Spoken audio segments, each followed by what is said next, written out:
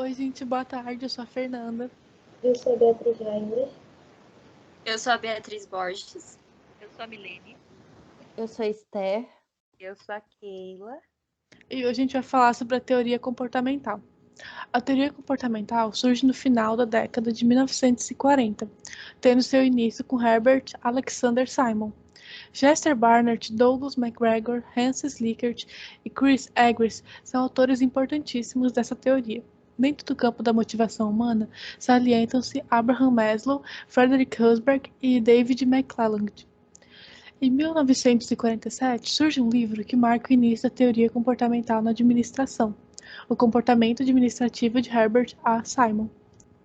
A teoria comportamental traz uma nova concepção e enfoque dentro da teoria administrativa com uma redefinição total de conceitos administrativos, criticando as teorias anteriores. O behaviorismo traz posições explicativas e descritivas, e a ênfase permanece nas pessoas, mas dentro do contexto organizacional mais amplo. Para poder explicar como as pessoas se comportam, torna-se necessário o estudo da motivação humana. Na administração, a teoria dos dois fatores é proposta por Frederick Herbert, que aborda uma situação de motivação e satisfação das pessoas. O conceito da palavra motivação deriva do latim motivus moveres, que significa mover. Indica o processo pelo qual um conjunto de razões e motivos explica, induz, incentiva, estimula ou provoca algum tipo de ação. Segundo Gil, motivação é a força que estimula as pessoas a agir. No passado, acreditava-se que a força era determinada principalmente pela ação de outras pessoas, como pais, professores ou chefes. Hoje, sabe-se que a motivação tem sempre origem numa necessidade. É consequência de necessidades e não de necessidades não satisfeitas. Os fatores da motivação são, primeiro, o reconhecimento. O segundo fator é o comprometimento. Depois vem o crescimento. Logo em seguida tem a responsabilidade. Depois vem a autonomia. Por último, vem a realização. Todos esses fatores contribuem de forma direta ou indiretamente numa associação ou numa corporação de grande porte. Bom, a teoria X e Y foi criada por MacGregor e nada mais é do que a comparação entre o estilo tradicional e o moderno da administração. A teoria X representa o estilo tradicional e se baseia em conceitos errados do comportamento humano, dizendo que indivíduos são preguiçosos, insensíveis, irresponsáveis, egocêntricos, resistentes e incapazes. Assim, a teoria X é dura, rígida, autocrática, padronizada e organizada. Bons exemplos de teorias X são a teoria da administração científica, a teoria clássica e a teoria burocrática. Uma curiosidade é que a teoria das relações humanas também faz parte da teoria X, por ser manipulativa e enganosa.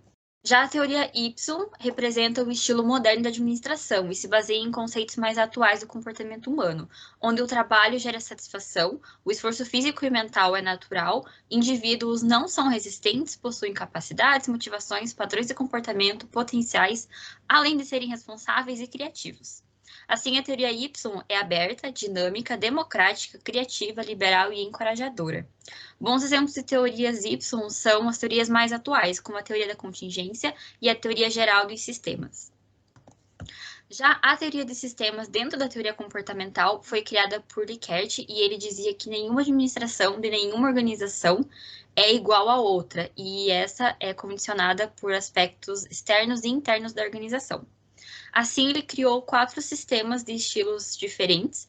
O sistema 1, ou autoritário coercitivo, controla fortemente tudo o que acontece dentro da organização. O sistema 2, ou autoritário benevolente, continua sendo autoritário, mas é menos rígido e mais condescendente.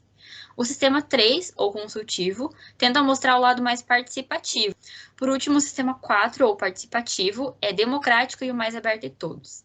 É importante enfatizar que nenhuma organização está 100% dentro de um sistema e que eles podem se misturar entre si.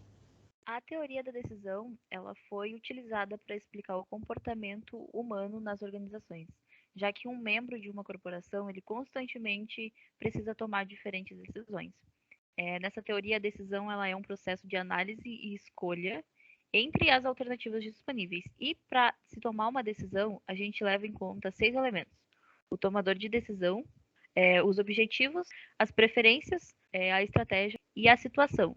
Por fim, a gente tem o resultado. E se em algum caso de imprevisto, na hora de tomar essa decisão, a gente tem o processo decisorial, que ele parte de 6 etapas, onde a percepção da situação que envolve algum problema dá início, né, a esse conjunto de etapas, a análise e a definição do problema, a definição dos objetivos, a procura de alternativas ou soluções, a escolha da alternativa mais viável nos objetivos definidos, a avaliação e a comparação das alternativas e a implementação da alternativa escolhida.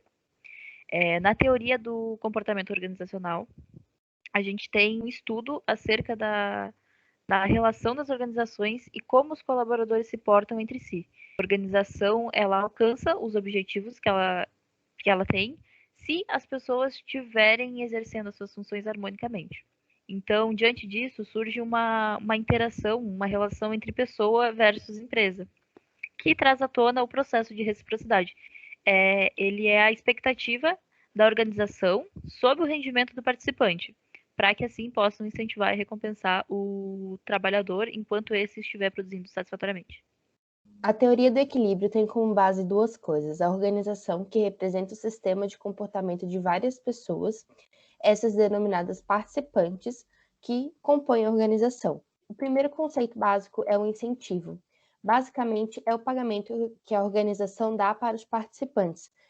A utilidade desses incentivos afeta cada indivíduo em funções de suas necessidades pessoais. As contribuições é o trabalho feito pelo participante para a empresa. E a utilidade das contribuições é o valor que esse esforço feito pelo indivíduo tem para a organização e empresa. É uma relação de troca. Então, o organizador dá incentivo, o participante retorna, o participante dá o investimento, né? E a organização retorna com incentivos. A teoria da autoridade mostra que muitas vezes a autoridade é inefetiva, pois a autoridade repousa na aceitação ou consentimento dos subordinados, que só aceitam essa autoridade se ganharem algo em troca. A teoria diz que para essas pessoas aceitarem uma ordem como autoritária requer 4 condições que têm que ocorrer simultaneamente.